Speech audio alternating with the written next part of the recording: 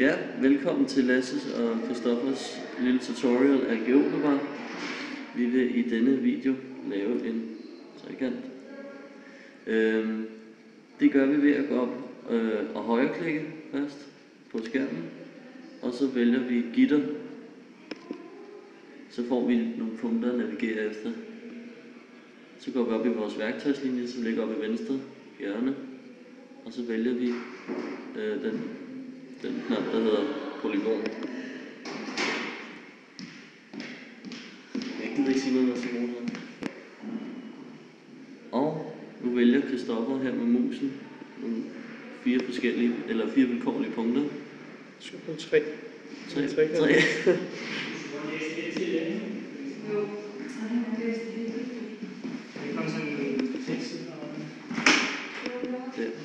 Og så er det vigtigt lige at gå op og vælge helt venstre hjørne tilbage til musen, når man er færdig med sin polygon eller sin trekant.